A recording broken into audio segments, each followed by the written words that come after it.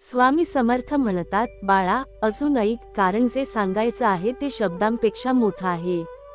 आयुष्य तुला जे शिकवतंय ते एखाद्या पुस्तकात लिहिलेलं नसतं, ते प्रत्येक श्वासात, प्रत्येक थांब्यात, प्रत्येक अश्रूमध्ये लपलेलं असतं. तू म्हणतोस, मी प्रार्थना करतो आहे, पण देव काहीच देत नाही. पण बाळा, देव नेहमी देतच असतो, फक्त तू मागितलेलं नाही, तर तुला ज्या गोष्टीची खरोखर गरज आहे तीर्थरूप. कधी कधी उत्तर मिळालं तर माणूस थांबतो, पण अनुभव मिळाला तर माणूस बदलतो. म्हणूनच देव तुला लगेच उत्तर देत नाही, तो तुला घडवतो. तू ज्या वेदनेतून जात आहेस, ती शिक्षा नाही, ती शुद्धी आहे. सोनं जसं आगीतून गेल्याशिवाय शुद्ध होत नाही, तसंच मनही शांततेतून नाही, तर संघर्षातून परिपक्व होतं. तुला वाटतंय, सगळं माझ्या विरुद्ध चाललं आहे. लोक बदलत आहेत, नाती दुरावत आहेत, स्वप्न हातातून निसटत आहेत. पण बाळा, लक्षात ठेव, जे तुटतंय ते तुझं नव्हतंच, आणि जे थांबतंय ते तुला पुढे जाण्यापासून वाचवतंय. देव कधी कधी काही गोष्टी तुझ्यापासून काढून घेतो, कारण त्या गोष्टी तुझ्या मार्गात अडथळा बनलेल्या असतात. तुला तेव्हा दुःख होतं, पण पुढे जाऊन तूच म्हणतोस, बरं झालं ते गेलं. हेच तर आयुष्याचं रहस्य आहे. आजचं दुःख उद्याचं संरक्षण असतं. बाळा, तुला वाटते मी कमजोर झालो आहे. नाही, तू शांत झालो आहेस. फरक एवढाच आहे, शांत माणूस लोकांना कमजोर वाटतो, पण खरं बळ शांततेतच असतं. ओरडणं सोपं असतं, सहन करणं कठीण. तक्रार करणं सहज असतं, स्वीकार करणं अवघड. आणि म्हणूनच देव तुला सहनशीलता शिकवतो आहे. कारण जे सहन करायला शिकतात, तेच योग्य वेळी योग्य निर्णय घेतात. आज तू ज्या गोष्टींवर गप्प बसतो आहेस, त्याच गोष्टी तुला उद्या मोठं बनवतील. तुला वाटतंय, माझं आयुष्य थांबलं आहे. पण बाळा, नदी कधी कधी शांत दिसते म्हणून ती थांबलेली असते का? आत खोल प्रवाह चालूच असतो. तसंच तुझ्या आतही चाललं आहे. तुझा विचार बदलतो आहे, तुझी नजर खोल होते आहे, तुला लोक वाचता येऊ लागले आहेत, तुला मौन समजू लागलं आहे.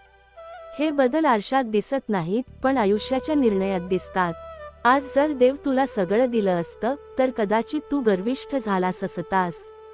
आणि गर्वात मिळालेलं सुख फार काळ टिकत नाही. बाळा, एक लक्षात ठेव, देव उशीर करतो, पण अन्याय करत नाही. तो वेळ घेतो, कारण वेळेआधी मिळालेली गोष्ट माणूस सांभाळू शकत नाही. तू ज्या गोष्टीसाठी तडफडतो आहेस, ती मिळाल्यावर तू तिला सांभाळू शकशील का, याची तयारी तो करून घेतो आहे. म्हणूनच आज संयम शिकवतो, आज शांतता शिकवतो, आज स्वतःशी संवाद करायला लावतो. कारण उद्या जेव्हा तुला मिळेल, तेव्हा तू ते मोडणार नाहीस, फेकणार नाहीस, हरवणार नाहीस. लोक तुला विचारतात, तू एवढा बदललास का? आणि तू उत्तर देत नाहीस. तेच योग्य आहे, कारण बदललेला माणूस स्पष्टीकरण देत बसत नाही. तो फक्त पुढे चालत राहतो. बाळा, प्रत्येकाला तुझा प्रवास समजणं गरजेचं नाही. देवाला समजतो आहे, एवढंच पुरेसं आहे. तू एकटा नाहीस. जिथे तुला वाटतंय मी हरलो, तिथे देव म्हणतो आहे, आता तू शिकला आहेस. म्हणून बाळा, अजून थोडा वेळ थांब. मन शांत कर, श्वास हळू घे. जे तुझ्या हातात नाही ते देवाच्या हातात सोड. आणि जे तुझ्या हातात आहे ते म्हणजे तुझा विचार, तुझा संयम, तुझी श्रद्धा, ते घट्ट धरून ठेव. कारण आज जे दिसत नाही, तेच उद्या तुझं संपूर्ण आयुष्य बदलणार आहे. स्वामी तुझ्या पाठीशी आहेत. तू फक्त चालत राहा. बाळा, तू समजतोस का देव शांत आहे म्हणून तो दूर आहे? नाही रे, देव जास्त जवळ असतो तेव्हाच तो कमी बोलतो. आई मुलाला चालायला शिकवते तेव्हा ती हात सोडते, पण नजर कधीही हटवत नाही. तसंच देवाचं आहे. आज तू ज्या टप्प्यावर आहेस, तिथे देव तुला स्वतःच्या पायावर उभं राहायला शिकवत आहे. प्रत्येक वेळेला मदत केली तर माणूस अवलंबून राहतो. आणि देवाला अवलंबित्व नाही, आत्मबळ शिकवायचं असतं. तुला वाटतंय, मी इतकं सगळं सहन केलं, पण लोकांना कळलंच नाही. बाळा, लक्षात ठेव, जे खरं सहन करणं असतं ते कधीच जाहीर होत नाही. जगाला तुझं हसू दिसतं, पण देवाला तुझं मन दिसतं. लोक टाळ्या वाजवतात कामगिरीला, पण देव मोजतो संयमाला. म्हणूनच कधी कधी तुझ्या प्रयत्नांची दखल कोणी घेत नाही. ती दखल देव घेतो आहे. आणि देवाने घेतलेली दखल उशिरा दिसते, पण ती कायमची असते. बाळा, आयुष्य तुला लोकांची ओळख करून देत नाही, ते तुला स्वतःची ओळख करून देतं. संकटात कोण सोबत आहे हे कळतं, पण त्याहून महत्त्वाचं म्हणजे तू स्वतः कसा आहेस हे समजतं. पूर्वी ज्या गोष्टींवर तू लगेच प्रतिक्रिया द्यायचास, आज त्यावर तू शांत राहतोस. हे हार नाही, हे परिपक्वतेचं लक्षण आहे. कारण प्रत्येक लढाई जिंकायची नसते, काही लढाया टाळूनच माणूस जिंकतो. तुला वाटतंय मी एकटा चालतो आहे, पण बाळा, एकांत आणि एकटेपणा यात फरक असतो. एकटेपणा दुखावतो, पण एकांत घडवतो. देव तुला गर्दीतून बाजूला काढतो आहे, कारण तो तुला आतून ऐकायला शिकवत आहे.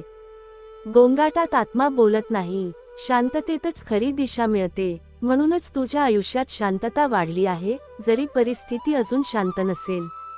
बाळा, तू विचारतोस हे सगळं कधी संपेल, पण खरं सांगू का, हे संपायला नाही, बदलायला आलं आहे. संकट जात नाहीत, ती रूप बदलतात. आणि तूही बदलतोस. आज जे तुझ्यासाठी ओझं आहे, ते उद्या तुझं सामर्थ्य बनेल. आज जी वेदना तुला खाली ओढते आहे, तीच उद्या तुला इतरांना समजून घ्यायला शिकवेल.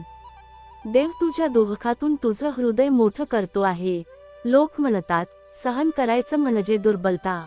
पण बाळा, सहन करणारा माणूसच योग्य वेळी योग्य शब्द बोलतो.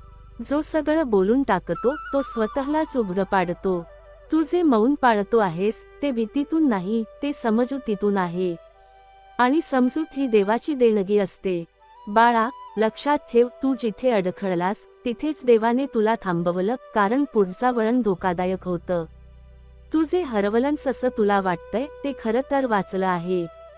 काही गोष्टींना मिळणं हीच सर्वात मोठी कृपा असते, पण ती कृपा ओळखायला वेळ लागतो.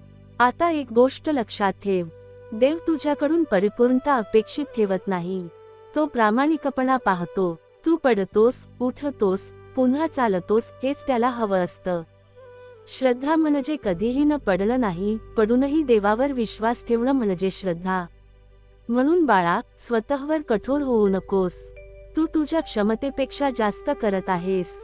प्रत्येक दिवस तुला थोडं थोडं घडवत आहे.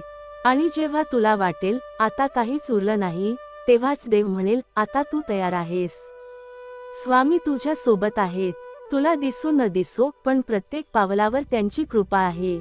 तू फक्त मन साफ ठेव, हेतू प्रामाणिक ठेव, आणि चालत राहा. कारण जो देवावर सोडतो, त्याला देव कधीही सोडत नाही.